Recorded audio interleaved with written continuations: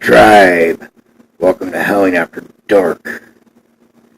Okay, so here's the deal. I gotta explain what happened last night because what should have happened last night. I had guests on my show, members of my own team, Ghosts of Paranormal, and we had this awesome, 90-minute long conversation on the paranormal and the device I used to record when I went to play it back was nothing but dead air. So we're doing it again tonight. Lucky you. And this time we're not doing it in the teepee tent in my backyard next to a campfire, but we are doing it in my very haunted house. So without further ado, let me introduce to you first my team members, my family, Sarah and Dave. Say hi, guys. Hey, how you doing? Hey, g'day, folks. So, Sarah's been with me, 7 years? Yeah. Since the beginning, almost. We really kicked it into high gear, with Ghost Wolf, 5 years ago. Yeah. And, Dave, our newest member, all the way from the land down under, has been with us, about 2 months, I think. Yeah, 2 months so far. And we've had some good investigations so far since he's been here. Squire's Castle, Wendigo Hill. We even actually had a pretty epic one at Lake Anna that was probably the best one we've had there in a while. Yeah. So, since the folks that are tuning in didn't get to hear this last night, stupid pewter. Once again, Sarah, tell us how you got started. Started with the paranormal. I was 2 years old. First family home. I was seeing a dark shadow, a figure of a very tall man. And come to find out it was a dark spirit, and I told my mother about it as best as a 2-year-old can, and she, being a Catholic, had a priest come in, and they blessed everything, and the shadow was still there. And at 2 years old, I can remember pushing out my aura and telling this shadow figure to leave. And shortly after that, I went to my parents, and I told them that, no big scary shadow man will ever bother me again. And it was after that I came into contact with other spirits, and early on I found out, not all spirits were like the dark figure I saw. Mm-hmm. And that's what, that's where my passion lies. I want to prove to people that, just because you hear the term paranormal, it doesn't mean dark, it doesn't mean malicious. There's a lot more out there than just that. Right. Okay, Dave, tell the folks how you got started. Really, can't say I've really started because it's always just been. Remember as a little tacker back home in Australia, I was probably 7 or 8 years old and sitting on the couch watching telly and looked over at my mum who was standing in the kitchen. I said, "Hey Ma, who's that fella walking through the backyard?" She looks at me and goes, "Oh, don't pay him no mind, he doesn't bother us, we don't bother him." It's just been a constant throughout my entire life that there's a Indigenous Australian fella who constantly just walks past our kitchen window. No rhyme, no reason. There's no particular time of day he does or doesn't. He's just constantly walking north past our window. I guess that was my first experience with sort of the paranormal, and took it from there. Yeah, we actually talked about this last night, and once again, sorry you folks didn't get to hear this the first time around. No, we had a good chat, though. Yeah. We were talking about how what he was experiencing was residual. and we went into, I explained what stone tape theory is, which is that certain materials that can be in the ground or even in structures like quartz or limestone can actually contain these imprints of historic events that'll replay over and over again. So what he was actually seeing wasn't like a ghost; it was more like a video loop, just playing over and over again. So yeah. Also last night, and I'm going to ask again. First, you, sir, your favorite place to investigate? My favorite place to investigate, investigations we've been on, is a place in Mansfield called the Bisman Building. As far as local around here, definitely Lake Anna. Mm-hmm. I love Lake Anna. So much happens there. I mean, you're guaranteed to catch something anytime you go to Lake Anna, whether it's a picture or, you're seeing it with your own eyes, even though you can't record it. You're going to find something. Things are bound to happen there. Right. And we have got some interesting stuff there, for sure. I think my favorite was the photo of the guy on the horse. Yeah, he was actually standing right behind me. I remember that picture. I think I was in that picture, actually. If I remember right. I don't recall. I just remember seeing that and thinking that. Yeah, I was, because he was over my left shoulder. It was just epic picture. Yeah, that was a really good one. And then, I kind of forgot about this one because there's a lot of reasons why we can't go back there, but I really liked what we call the Vortex. The Vortex, yeah. Which is, it's just an alleyway next to this old cemetery. But what was the original drive into Portage Cemetery, the first cemetery in Margaret? Right. Yeah. And every time we would go there, we would take pictures with this camera before we went. And they were all normal. There was like nothing in them. And then we'd take pictures after we left.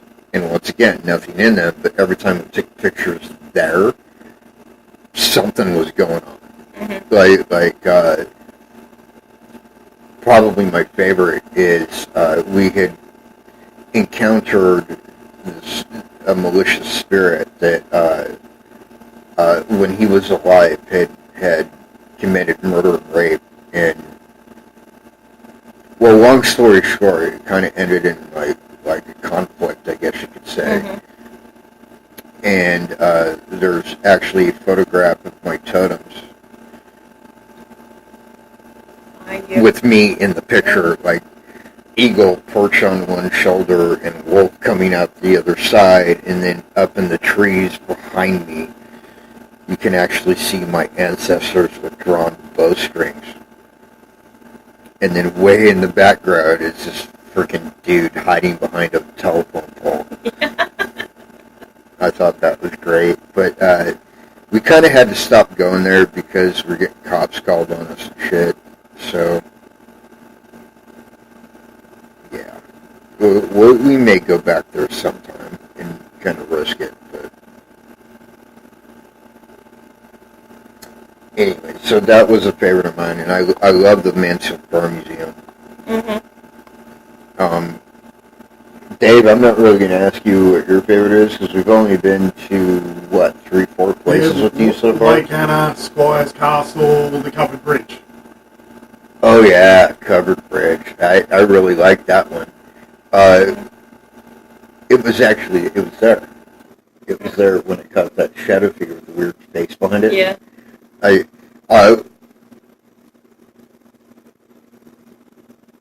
Most of my ghost hunting equipment no longer works because it's been sitting collecting dust for too long, I guess. But I took my tablet, and it was in the daytime, so it didn't need to be infrared or anything. So I was just recording video on my tablet, and we caught this shadow figure that had like this weird face coming out the back of it. And then I actually caught a full-bodied apparition of a Chippewa brave standing in the trailhead ahead of us. It was just for a split second. You really gotta like, zoom in to see it, but it's there. So that was another pretty epic one. Yeah. We went in not knowing what we were looking for. Yeah, well, we had no idea. Weren't expecting to really encounter, but there you go. Well, here's what happened. Nora, who has a brother, I think is his name John? I don't remember what his name is. I think it is. It wasn't David. No, I don't think it was. Anyway, she has this one brother who was down by Everett Covered Bridge on Portage Trail. And there were no markers saying, this is Portage Trail or whatever. So we're not even entirely sure we were in the right area. But he had encountered something negative. What it sounded like to me was like he'd walked through a portal, like a spiritual portal, and it felt the ramifications of that. And so that's what we were looking for, but either we were just in the wrong place or we just didn't find it. Either way, it was still an epic investigation. It was. So, we were also talking last night about closed-minded people. Mm-hmm. The difference between them and skeptics. Well, what it kind of sparked that part of the conversation, and I'll explain it again since obviously our listeners didn't get to hear it last night, is I follow certain video makers, I guess you could say, on YouTube, and one of them is this guy named Chills, who does like these top 15 videos, and they're usually like top 15 scariest ghosts caught on security camera, or things to that effect. And he's always asking, "Do you believe in ghosts? Do you believe in ghosts? If yes, say yes in the comments below, etc., etc., etc." And so I said, "Yeah, I had a near-death experience when I was very young, and ever since then I could see them. And before some jackass makes some rude comment, no, I'm not crazy. I have actually seen shrinks, and they all rolled me completely sane." And of course, a couple jackasses commented back saying something ignorant, and it kind of sparked this whole conversation about closed-minded people. Because one guy had actually commented, "Ghosts aren't real." Okay, let me explain something to you. First off, if you're a skeptic, be a skeptic. I don't have a problem with you. Because skeptics are who are driving the science behind everything, because they want proof. But closed-minded motherfuckers, in my opinion, have no business wasting my air. They really don't. Especially rude, ignorant fucktards like that would make that kind of comment and basically attack somebody's beliefs just because they're not the same as theirs. Yeah. And here's my message to that dude, and you know who you are. I'm not going to name names. You're entitled to believe whatever you want to believe. What you're not entitled to do is force your opinions on other fucking people. So do me, do everybody, and even do yourself a favor and shut the fuck up.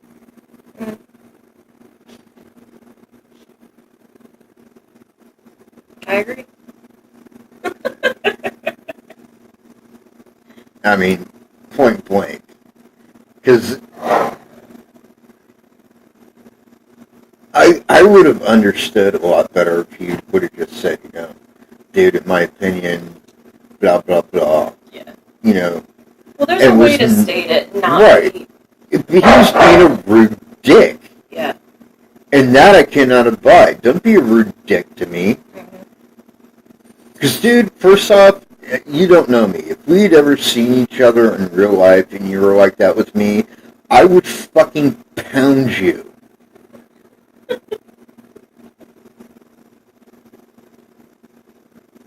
Yep. But anyways, back to, actual paranormal shit that matters. What was your favorite piece of evidence? Oh, Jesus Christ. My favorite piece of evidence was probably,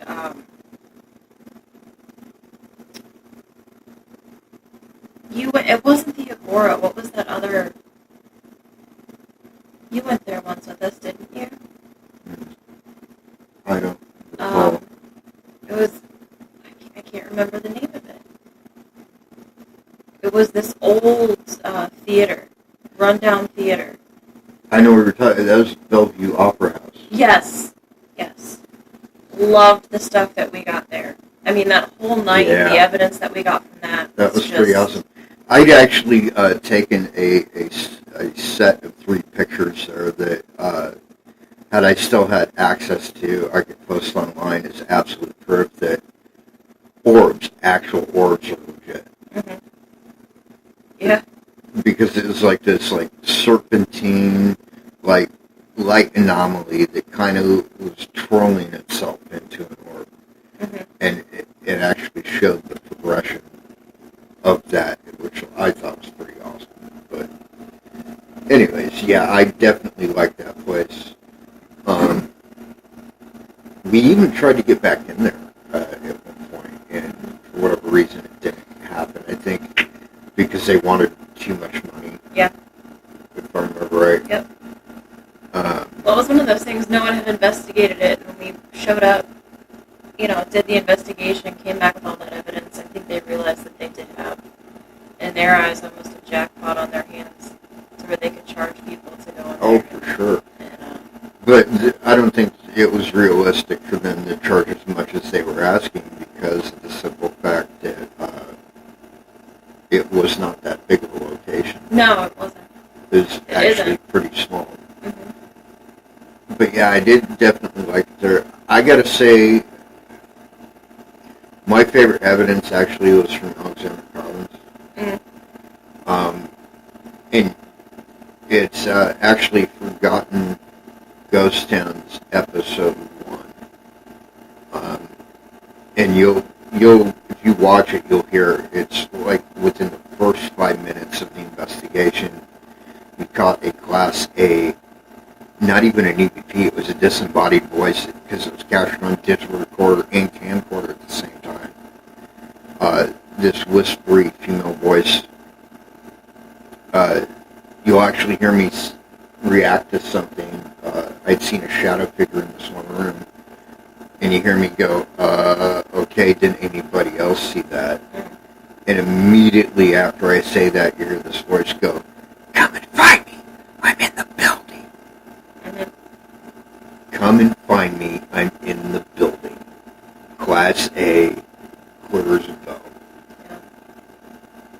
That was probably my favorite. That or, it wasn't even anything that I personally captured. It was Clear Fork Ski Resort. Mm-hmm.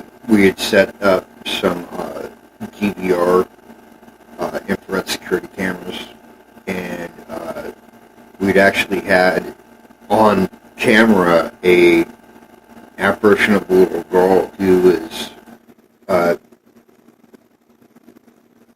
nodding or shaking her head, answering questions on camera, which was pretty epic. But that's it for me. What do you think so far, Dave? Do you have any favorite evidence? Or? Oh, look, going over the footage from Everett covered bridge. What we didn't pick up while we were there was that whoop. Yeah, we didn't even hear it. No, we did not. Time. It only showed up on the recording, on the playback when we were going through the footage. But that little whoop was something that is undeniable. It happened. It was recorded. Yet at the time, none of us. Yeah, none of us even noticed or heard it. Because I would have reacted to that. You would have heard me react to it. Yeah. But I didn't even hear it, and I was listening intently for anything. And let's all face facts. A tablet's not the greatest recording device known to man. No, absolutely not. And especially out there with a bit of breeze, the river going down beside us, we would have heard that noise had it have actually been there and then. So, how can you explain Especially that? it was that loud. Yeah. That loud. And from the recording, it sounded as if it was quite close to Well, you. here's the thing, too, is that whoop, it sounded like a native war whoop. Yes. And this was, like, right around the time, within, like, I don't remember if it was before or after, but It was before you got the shot of the Brave. Yeah, it was, like, right before I caught that Indian Brave in the trailhead ahead of us. Mm-hmm. And so I kind of connect the two. Mm. No, but it's things like that that you kind of got to understand. That's what it is. Without scientific proof or any skeptic saying, "Oh, that's just a blip in your tablet recording," there's no way to say that it's anything less than what came from somewhere else. Well, see, here's the thing. I've examined footage before. Like I'm actually something of an expert on video footage. I've had videos sent to me from other people to either validate or debunk. And I've done so very easily. And after a while, you just kind of naturally learn what to look for with that stuff. And I've started to be good at the audio portion too, like really good. Like I can tell a lot of the time things that we think is paranormal is like it's just the audio getting picked up from like people having a conversation like across the street or something. This was no bird chirping. Right. It was. There was no wild animal that would sound exactly that way. They don't exist.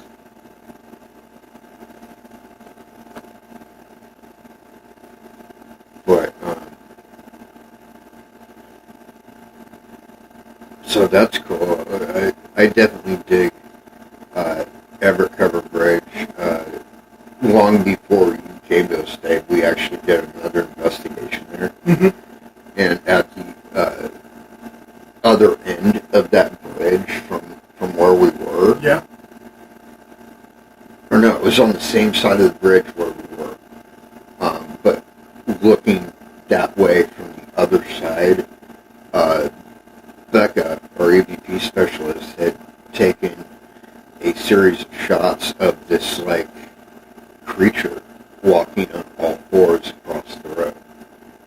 Well, see, no, I haven't seen that. She's got to show you that. I have to see that. I'll tell you what it looks like to me, or what it resembles to me is like a Wendigo. Okay. That's what it looked like to me.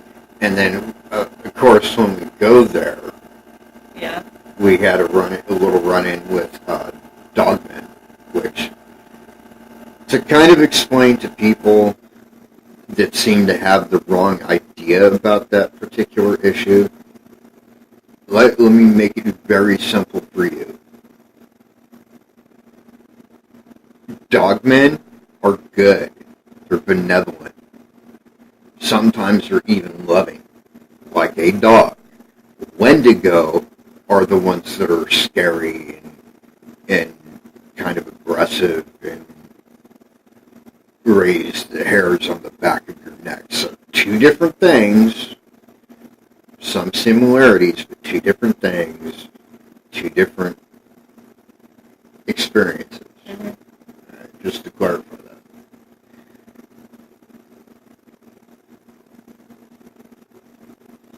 But yeah, the one that she got actually did look like a Wendigo. Yeah, I have to see that. Yeah, it was pretty epic, actually. It's on the website, I think. Is it? Yeah, I think so. At least it used to be. I haven't exactly updated that thing in forever. What is the website again for our listeners out there? It's ghostwolfghosthunters.weebly.com.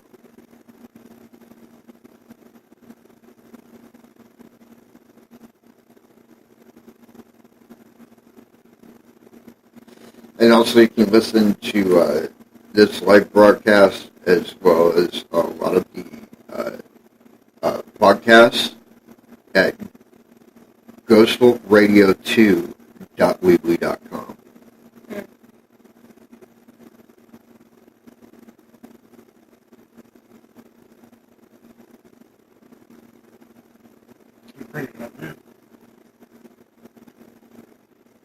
Okay, so what you want to do is you want to go to, I think it's Photo evidence. Photo evidence, yeah.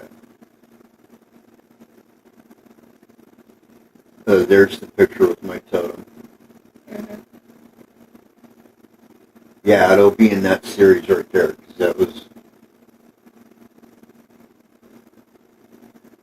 that's at the Mansfield Park Museum in the attic. No, you got to update some. Okay. Well, here, let me see that real quick. Let me see if I can. Okay, well, you can kind of see it right there. Oh, you see it. And then in the next one, it's moving that way. And Oh, shit. yeah. Shit. Becky took that on her digital camera. And That's incredible. for our listeners, if you happen to look at this photo, it's like the first Second, couple. third, fourth. Yeah, second, third, and fourth picture. You'll see like a glowing road marker, like for a like a corner or something in the picture, and it's right next to that.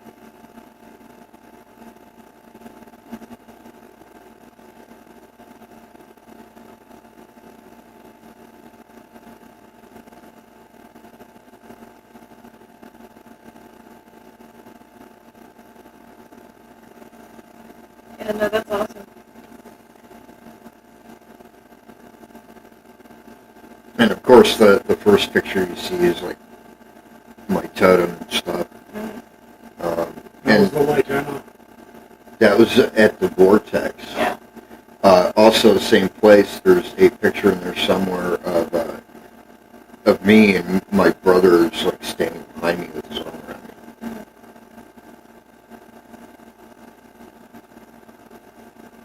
me. We got some good EVP evidence, I think, on there too.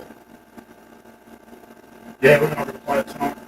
Yeah, You we'll can see. all look it up on your own time, folks. Well, I've already played it on the show before, and I'll probably play it again at some point in the future, maybe next week. But yeah, so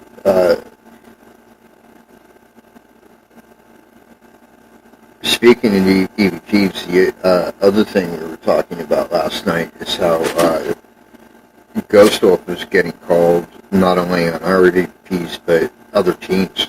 Mm-hmm. Other people are getting Ghost Wolf called on their stuff. And I had actually done a live EVP show, which is kind of a misnomer because it's actually what they call ITC, Mm-hmm. which is devices like the Spirit Box or what's that other one? The paranormal puck device. Yeah.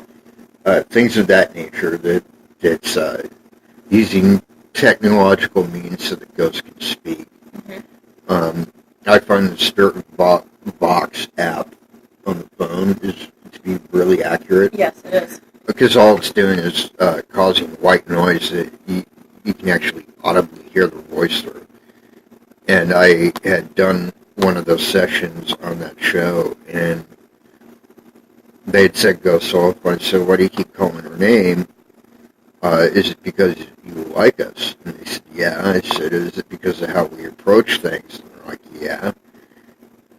And I'm like, are we, like, famous on your side? You know, and I was almost reluctant to ask that question when I asked it, but it goes, oh, yeah. Which was epic. I would rather, well, I would love to have a TV show someday if we could do it our way, you know, and not focus on the negative like everybody else does. Yeah. But even if that never, ever happens, even if Ghost Self never takes it any further than it has today, I am content with the fact that we are loved on their side. We're loved on the side that counts. Yeah. Especially in the paranormal field. That's awesome. I would rather have that than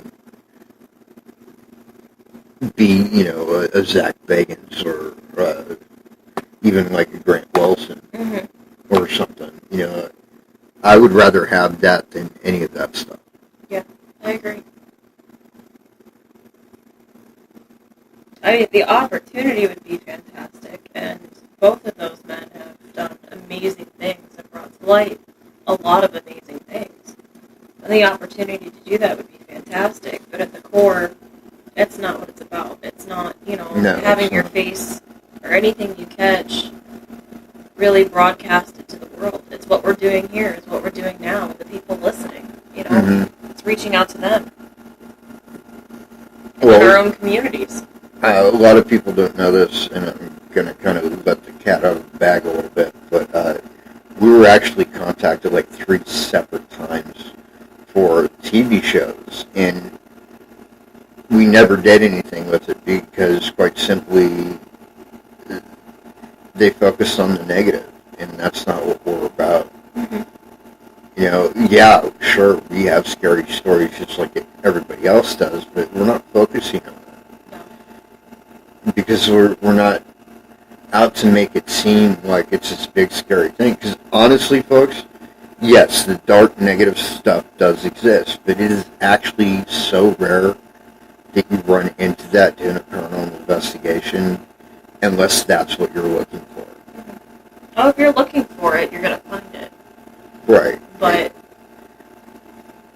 you know, going in with a clear mind on any investigation, I want to say 8 out of 10 times, you're not going to come across anything malicious, anything dark. No, you're not. And just or that whole approach to it, in my opinion, has yielded far better results than anybody else. I'm convinced, we've gotten better evidence than has ever been shown on TV. Oh, yeah. And it's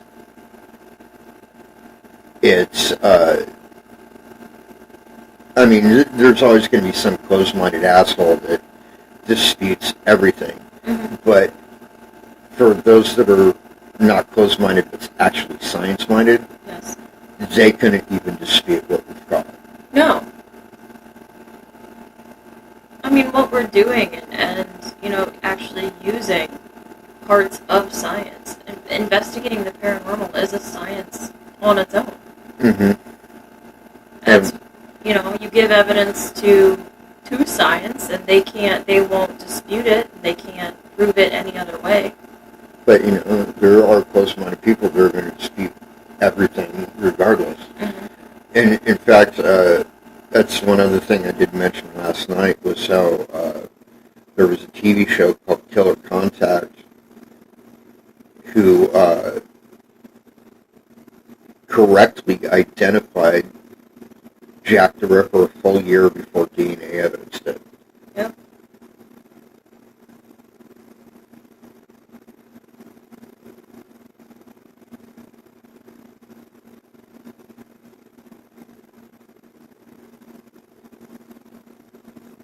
Okay, so we've got about a little under 6 minutes left in this session. So I'm going to ask you a question really quick. Mm-hmm. Where do you want to see this go? Oh, honestly, once we brought Dave on, being in Australia and seeing a lot of the haunted places there, I'd like to see it go international. I'd like to be able to, take this out of our own community Mm-hmm. and go worldwide. I don't know about you. No, I'm up for a trip. I love traveling. Well, see, I think that would be awesome too, but I want to do what really hasn't been done. Not on any TV show, with the exception of Ghost Hunters, or not Ghost Hunters, but Ghost Adventures has done a few. I want to do strictly ghost towns. Mm-hmm. The state of California has 250 ghost towns that are registered. Mm-hmm. That's just California.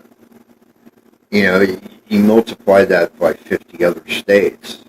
Well, we have And close by, too. then internationally Yeah. and around the globe, there are so many ghost towns out there that are just sitting there, and nobody's investigating any of that, at least not on TV. Well, we had planned a trip, and plans have changed, but I'm still up to going to Centralia. Yep. Although it's not a ghost town in the strictest sense because people still do live there. There's about 5 people that live there. There's 7. I checked. Okay. As of this year, there's a whole whopping 7 people. To kind of explain Centralia to you really quick, it started with 20,000 people in the 1950s. Within 10 years, it had dwindled down to 2,000 people. By the 1980s, there was less than 1,000 people. By 2015, there was a whole 30. And as of this year, there's 7 in the whole town. And it's unexplainable.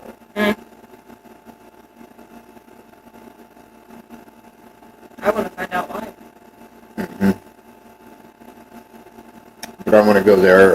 There's like ghost towns all around here that nobody even knows are there because nothing exists in the town anymore.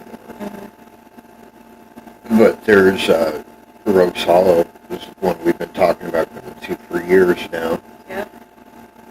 And I actually want to do a daytime investigation there. Oh, absolutely. Maybe Wednesday or Thursday. Yeah. We can go there. That would be epic. Mm-hmm. I'm always up. Speaking of Indians at the end of trails, me and Becky went there during the day just to walk around the place, and I saw one in the trail there. Oh, I don't doubt it.